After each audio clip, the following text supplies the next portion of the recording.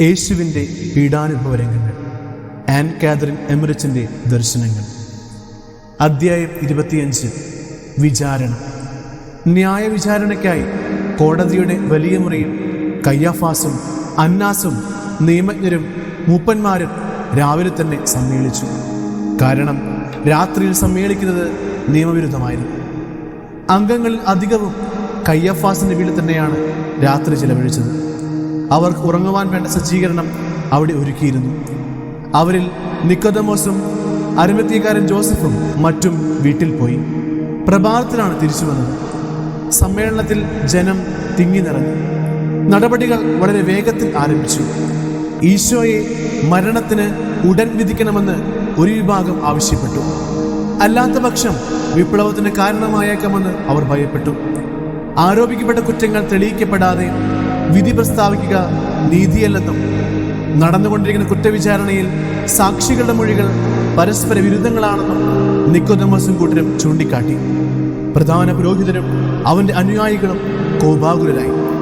അയാൾ നിക്കോദെമോസിനോടും ജോസഫിനോടും വളരെ വ്യക്തമായി പറഞ്ഞു, നിങ്ങൾ അതൃപ്തി പ്രകടിപ്പിച്ചതിൽ ആശ്ചര്യമൊന്നുമില്ല. കാരണം നിങ്ങൾ ആ ഗലീലക്കാരന്റെ പക്ഷക്കാരും അവന്റെ പ്രബോധനങ്ങൾ അംഗീകരിക്കുന്നവരുമായെന്നാൽ നിങ്ങൾക്കെതിരെ കുറ്റം വിധിക്കപ്പെട്ടേക്കുമെന്ന് ഭയപ്പെടുന്നു. ഈശോയോട് അല്പമെങ്കിലും അനുഭാവമുള്ളവരെയെല്ലാം സംഘത്തിൽ നിന്ന് പുറത്താക്കാൻ പോലും പ്രധാന പുരോഹിതൻ ശ്രമം നടത്തി.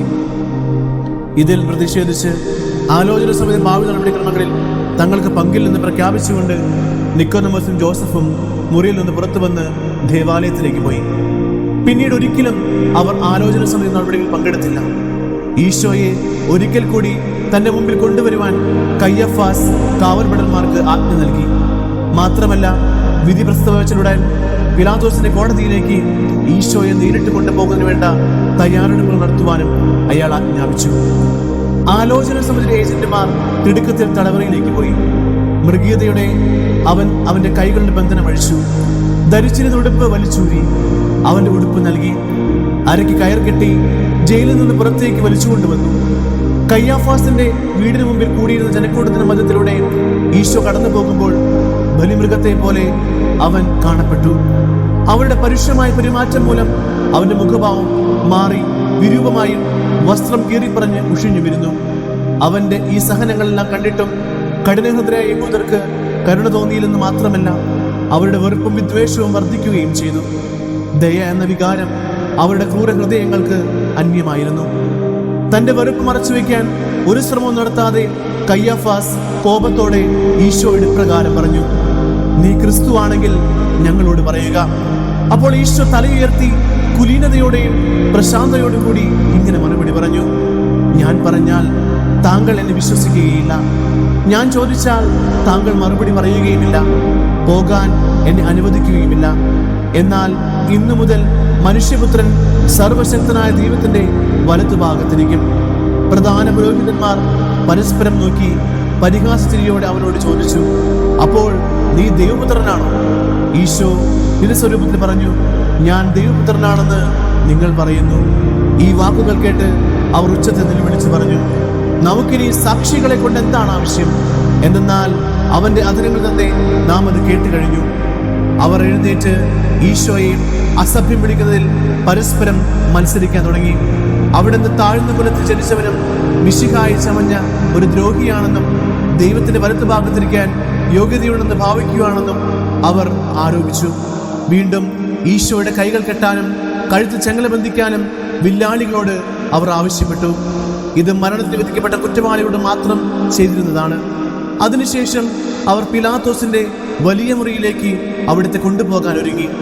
ഒരു കുറ്റവാളിയെ വിചാരണ ചെയ്യുന്നതിന് വേണ്ട ഒരുക്കങ്ങൾ ചെയ്യുവാൻ പിലാത്തോസിനോട് ആവശ്യപ്പെടുന്നതിനായി ഒരു ദൂതനെ അവർ നേരത്തെ തന്നെ അയച്ചിരുന്നു. കാരണം തിരുനാൾ അടുത്തിരുന്നത് കൊണ്ട് പെട്ടെന്ന് കാര്യങ്ങളെല്ലാം നടത്തിയിട്ടിരുന്നു.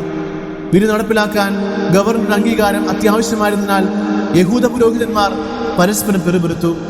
മതപരമായ കാര്യങ്ങൾക്കല്ലാതെ ആരെയും കുറ്റം വിധിക്കാൻ അവർക്ക് അവകാശമുണ്ടായിരുന്നില്ല.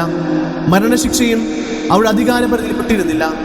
ഈശോ റോമൻ ചക്രവർത്തിയുടെ ശത്രുവാണെന്ന് തെളിയിക്കാൻ അവർ ആഗ്രഹിച്ചു. ഈ കുറ്റം പിലാത്തോസിന്റെ അധികാരത്തിന് കീഴിലുള്ള ഭരണവകുപ്പുകൾ സംബന്ധിക്കുന്ന കാര്യമായിരുന്നു. പടയാളികളെല്ലാം വീടിന് മുമ്പിൽ അണിനിരന്നു. പുരോഹിത പ്രമുഖന്മാരും ആലോചന സംഘത്തിലെ ഒരു ഭാഗവും ഘോഷയാത്ര മുമ്പിലായി നടന്നു. അതിന്റെ പിന്നിൽ പടയാളിയുടെ അകമ്പടിയോടെ വില്ലാളികൾ ഈശോയെ മുമ്പോട്ട് നയിച്ചു. ഏറ്റവും പുറകിലായി ജനക്കൂട്ടം അവരെ അനുഗമിച്ചു. സിയോൻ മല ഇറങ്ങി പട്ടണത്തിന് താഴ്ന്ന ഭാഗം കടന്നാണ് പീലാത്തോസിന്റെ കൊട്ടാരത്തിലേക്ക് പോകുന്നത്. തിരുനാളിന് വേണ്ട ഒരുക്കങ്ങൾ ചെയ്യുക ആവശ്യമായിരുന്നതിനാൽ കൗൺസിലിൽ സന്നിഹിതരായിരുന്ന പുരോഹിതന്മാരും പലരും നേരെ ദേവാലയത്തിലേക്ക് പോയി.